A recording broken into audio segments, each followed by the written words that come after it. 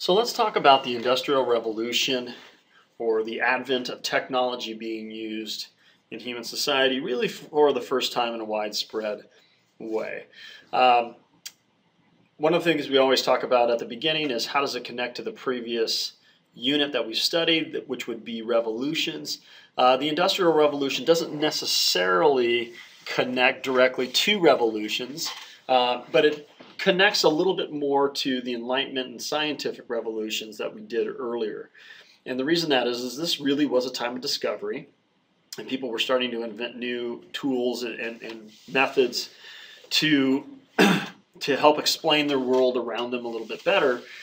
And out of that, you start to get more development of machines. And so what the Industrial Revolution slash technology really is the beginnings of the use of technology to do jobs that people used to do, mainly focused on farming and things like that. But it really comes out of these other eras where people are starting to develop tools like telescopes during the scientific revolution, microscopes, all those kinds of things to help them understand the world better.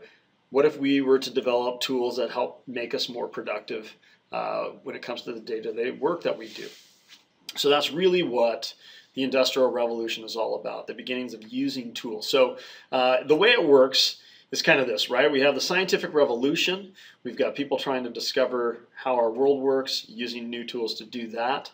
That sort of leads into the Enlightenment, where you're taking those same general ideas and concepts, trying to understand our world better, but now we're applying it to politics and government and the value of the human, right? And so that then leads us into, if individuals are more have more value and worth in society, then people can spend a little bit more time to improve their lot in life. And one of the ways you improve your lot in life is by, getting more money in order to do that, so you can buy more things, raise your standard of living, and those kinds of things. And so what happened is, as a result of the Enlightenment, people started to focus on making money for themselves, as opposed to simply working for the king, and the king owned everything, because they were rethinking their relationship with government or those kings and the value that they had in this world. Given the time period, one of the biggest things most people did was farm, or they raised animals or something like that. And so as a result, the main source of income you had was food. Or in other words, if you had any food left over, you might sell that and then make a little bit of money that would help you to buy other things that you might need. But in order to advance, really the advances came in the areas of farming and animal husbandry. And what we started to see were new techniques on crop rotation and different things like that. But what it allowed for was you to use the land more productively. And as a result, you could grow 3 or 4 times as much food as you used to be able to do, which meant not only could you feed yourself and your family, but then you had food left over that you could then sell and make money for yourself. Before, you had very little left over, if you even had enough for yourself, and you just hoped to survive. Same with animal husbandry.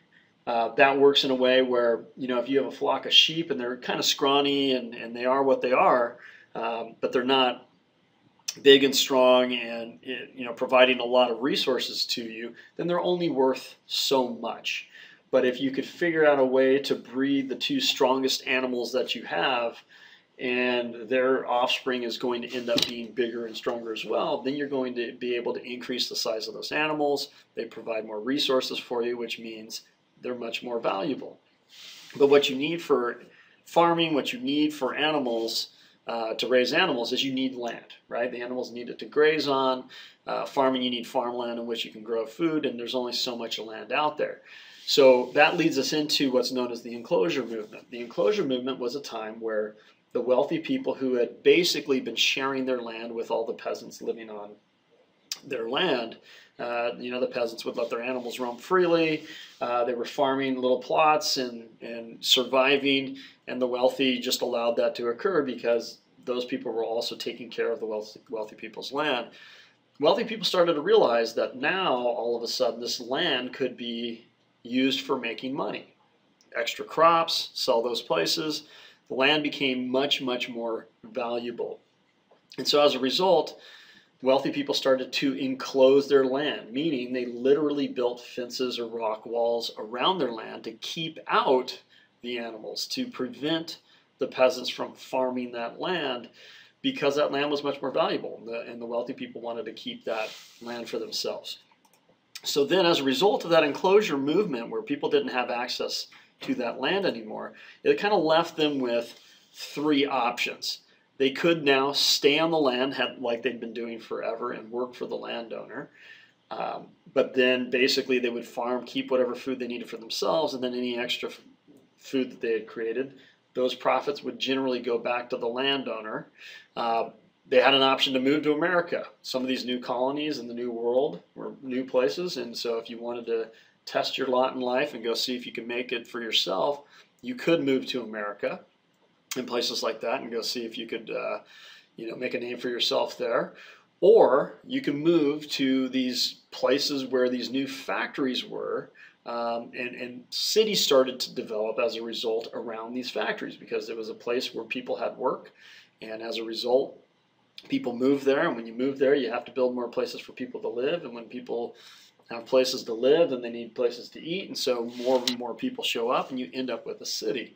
And so people then, if they weren't going to stay on the land or move to America, hey, you know what? I'll move to one of these cities and go get a job in one of these brand new factories, and we'll talk about those here in just a second. But one of the important things around the Industrial Revolution was that everything that's created and all the advances we make, there's a lot of positive effects to that, but there's always the other side of the coin, which are the negative effects that go with it. And those are some of the things that we want to make sure we look at. So, positive impacts to the Industrial Revolution: people gained more wealth. They were able to focus on earning money, and as a result, improve their lots in life a little bit. And so it was a good thing. People became much more productive. With the use of machines to help you do the work, you now could probably produce 5 or 6 times more things than you could when you had to do everything by hand. Standards of living increased, right? As you end up with more money, you're able to purchase more things. That helps kind of improve your life a little bit, and as a result, you have a little bit higher standard of living, simply because you have additional money to go out and get things that help you survive and live a little bit better. We have increased food production, and as a result of that, starvation decreased, and we saw populations become larger as a result, because people weren't starving as much. Small children who needed food weren't dying as quickly, and as a result, the world's population started to blossom a lot more than it had done sort of in the past. It's really kind of take off and grow. Travel became easier, and as a result, people were more connected throughout the world than ever before. When you have a steam engine for a train, you can travel farther, or a car, or you have a steamboat that can paddle upriver and go a lot faster. People now could travel greater distances than ever before, and as a result, they connected with other people, found new cultures, and made new ties and new relationships with people from farther off than ever before. Before that, people had to walk places, and as a result, they very rarely ever left their little villages because things were just too far away. And one last thing: beginning of formal education for all. Now that we have machines, we need a little bit more skilled of a labor force. And as a result, it turns out it's better to educate people, and so they become a little bit more knowledgeable and better laborers. And so we started to see formal education and mandatory schooling become a thing for everyone, as opposed to just for the wealthy people in society. So those are some of the positive impacts that come out of the Industrial Revolution. You start to get some machines that help make money. A lot of this focused on weaving and making cloth and those kinds of things.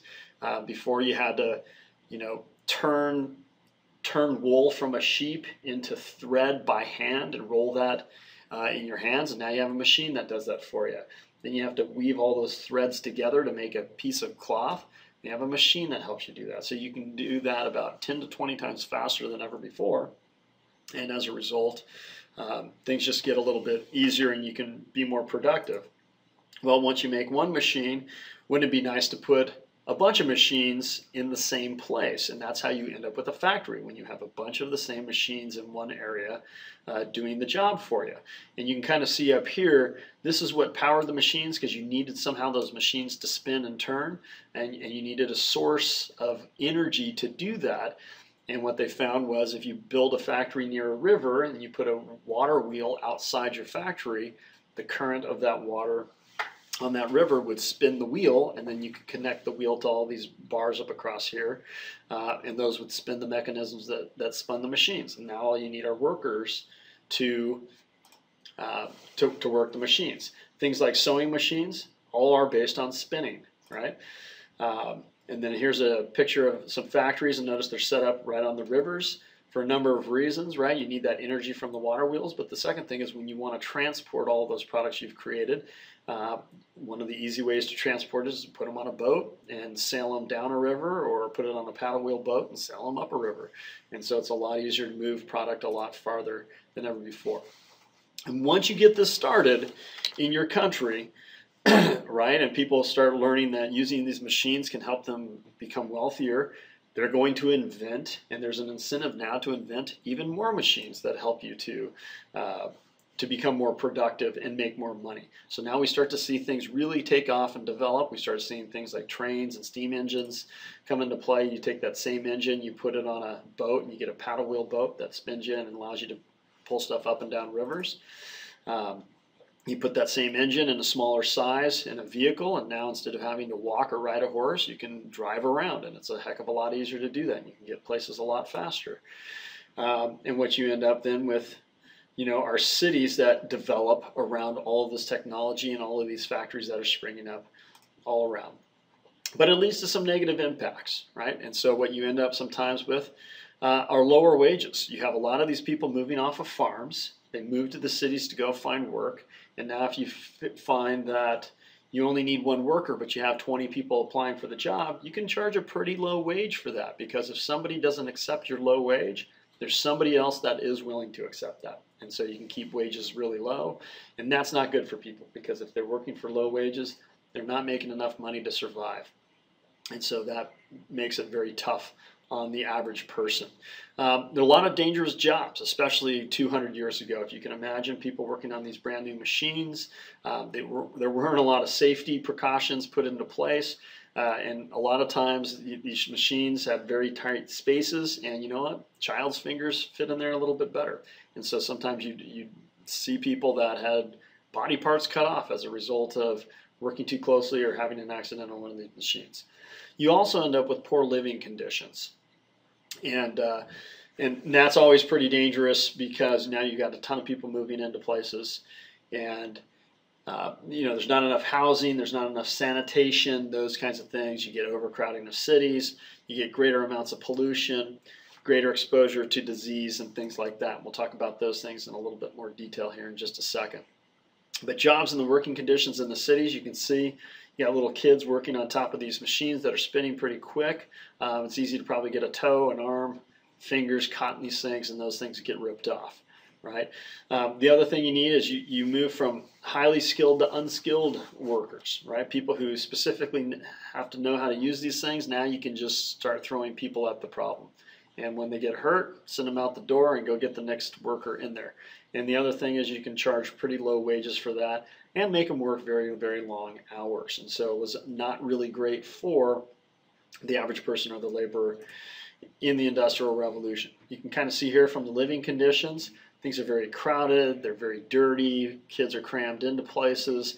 This little area here, you've got people cooking, cleaning, going to the bathroom, caring for children, doing all that kind of stuff. Very small space, so if you can imagine, that's not very sanitary to do something like that. Here's another picture of kind of what will be known as a shanty town, kind of outside the outskirts of the city. There's not enough housing in the city, and so people have to set up these kind of little shacks and lean-tos. And if you can imagine, people having to cook and clean, go to the bathroom in a situation like this, there's not running water.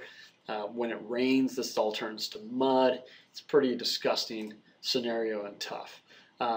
The other thing you get is pollution and illness that goes with that, right? People didn't understand the dangers of chemicals and things that they were using to create a lot of these different machines, or use these machines and dye cloth and use some of these chemicals to change colors of things and whatever it is. Well, all of that got poured directly into the rivers and the water systems. And this was the same river and water system that was used to go get your drinking water, to clean yourself, to cook with, all that kind of stuff. And now you got this toxic runoff into that. You've got, to power these machines, you've got plants that are using coal and burning that to help power these machines. And as a result, all that exhaust is pouring into the air and people breathe that. And then to fuel that, you need the coal, right? And so you have these coal mines, and coal dust is very toxic and dangerous to the human body. You get black lung disease and people die from that. And you've got people without any kind of protection whatsoever to help their lungs or protect their lungs from that coal dust. And you got little kids working in those situations as well. So very tough situations. So there's always positives and negatives to everything in the industrial tech, revolution, and technology always has its positives, and its advances, and people like that, but it always has drawbacks that people typically don't think about as well. So something to think about.